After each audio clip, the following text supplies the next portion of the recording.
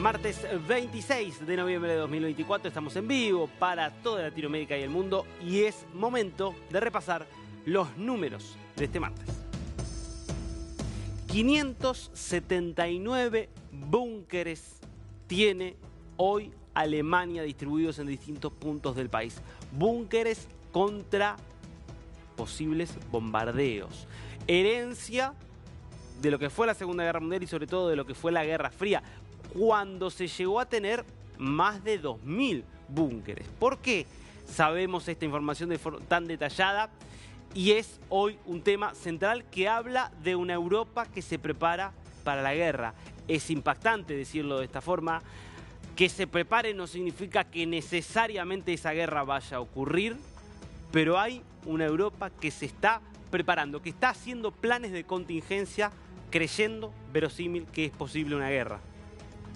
Y es por eso que Alemania, el gobierno alemán, difundió una aplicación para que cada ciudadano pueda saber dónde tiene su búnker más cercano. De modo que, en caso de bombardeo enemigo, sería un bombardeo ruso, imaginamos, puedan esconderse y refugiarse. 579 son los que están en esta lista. Muchos son, por ejemplo, estaciones de metro.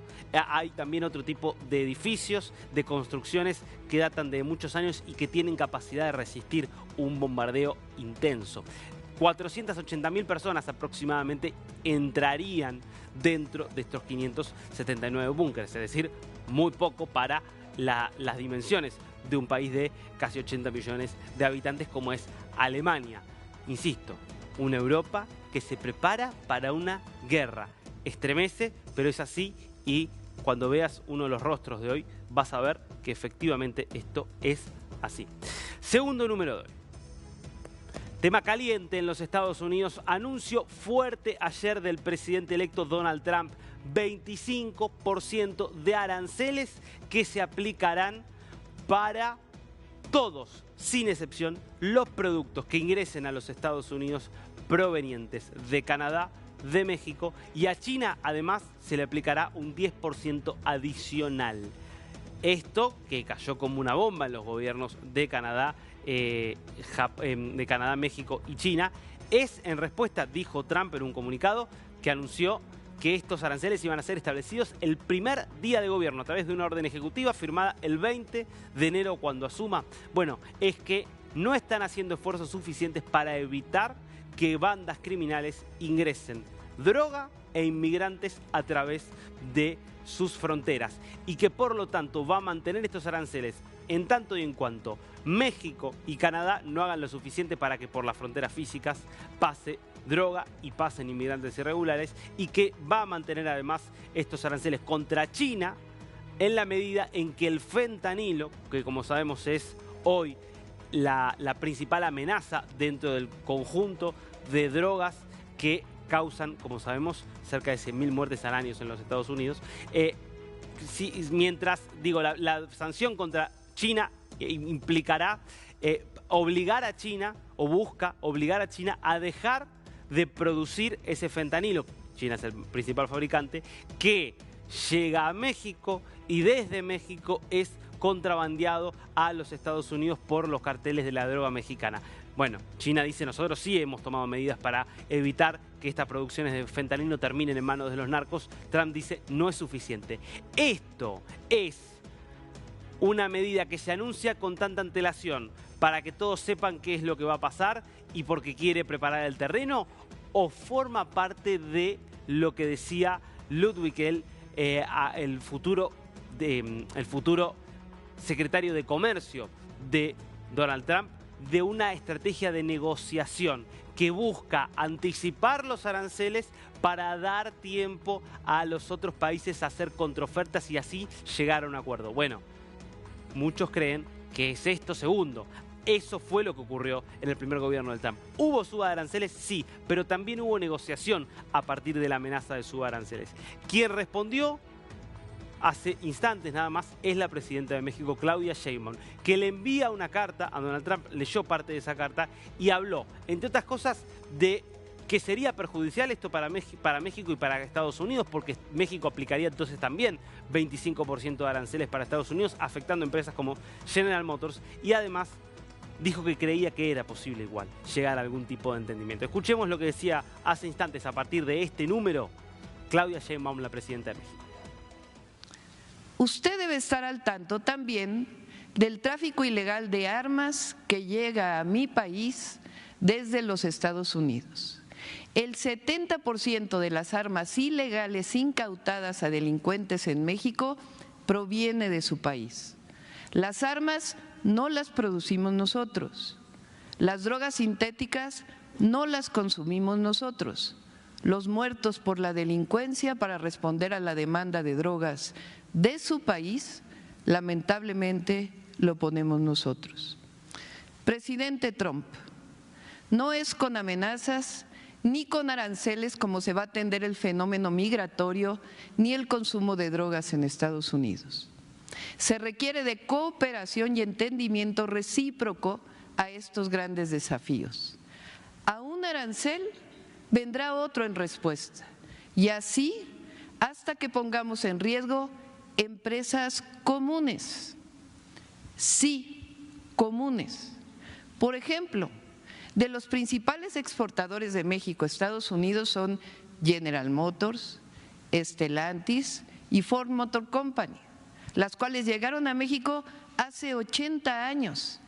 ¿Por qué ponerle un impuesto que las ponga en riesgo? No es aceptable y causaría a Estados Unidos y a México inflación y pérdidas de empleo.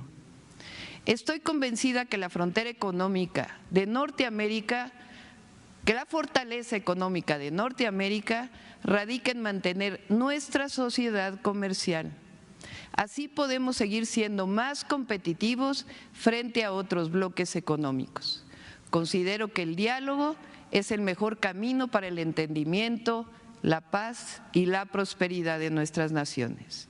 Espero que nuestros equipos puedan encontrarse pronto. Atentamente, Claudia Sheinbaum Pardo, Presidenta Constitucional de los Estados Unidos Mexicanos. La carta que llegará a manos de Donald Trump, que también está en conversaciones en estas horas con Justin Trudeau. Más frío va a ser la cuestión y más difícil va a ser seguramente la cuestión con China. Está claro, para Trump los aranceles son una estrategia no solo comercial, sino de política en general, de política exterior. Él quiere manejar la crisis migratoria, la cuestión del narcotráfico, la cuestión de la soberanía y también las asimetrías económicas a través de los aranceles. Bueno, el resultado de la primera gestión Trump muestra luces y sombras, algunas cosas que consiguió y otras que no con los aranceles. Veremos qué pasa en esta segunda administración, donde todo indica que va a ser mucho más agresivo en su política arancelaria. Pasamos ahora a las caras de este martes. Y la primera es la de Chan Santokhi, el presidente de Surinam. Y un anuncio que la verdad que hizo que muchos quisieran obtener la ciudadanía de Surinam. Y es regalías petroleras para todos. En concreto, Surinam, que ha descubierto en los últimos años bastantes pozos petroleros también de gas en línea, en parte, no al nivel de lo encontrado por su vecino Guyana, pero sí reservas importantes. Se acaba de anunciar una inversión de cerca de 10.000 millones de dólares por parte de la empresa francesa Total.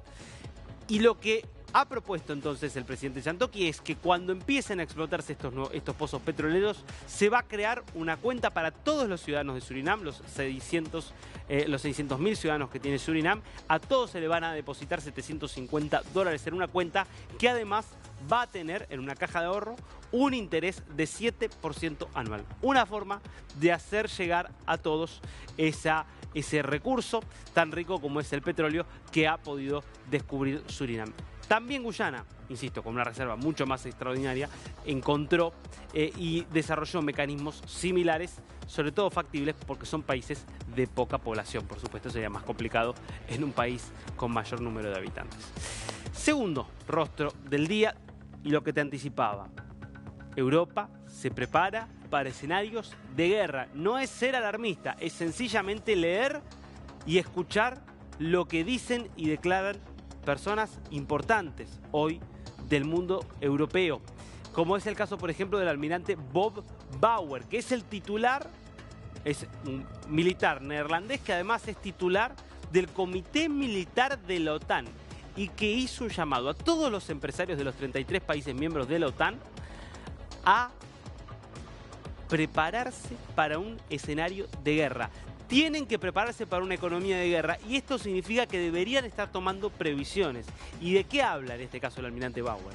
Habla de la necesidad, por ejemplo, de que piensen en líneas de producción enteramente desarrolladas dentro de países de la OTAN para evitar dependencia de países potencialmente hostiles que en caso de que estalle una guerra podrían cortar las líneas de suministro y generar desabastecimiento, en la necesidad de invertir mucho más en recursos críticos como son, por ejemplo, las tierras raras, el litio y otros minerales, en el caso de las tierras raras, que son distintos minerales que se llaman tierras raras porque no se encuentran tan fácilmente, pero que son importantísimos para toda la cadena de la industria tecnológica y donde China tiene una ventaja extraordinaria respecto al resto porque el 60% de estas reservas están en manos de empresas chinas y porque el 90% de estos minerales son explotados y procesados en China. El mensaje de Bauer es: tienen que ir a hacer inversiones y explotar estos recursos porque si no, en caso de guerra, un escenario que es más probable que antes para la OTAN, en caso de que esa guerra estalle, se va a quedar China con esos recursos. China quizás no nos vende más esos recursos y nosotros vamos a encontrar que buena parte de nuestras cadenas, por ejemplo, de producción de distintos elementos electrónicos, queda frenada por falta de estos recursos. Un escenario que se vuelve cada vez más tenso en toda Europa y en todo el mundo, te diría, porque la OTAN percibe que una guerra es posible y que hay que tomar preparativos.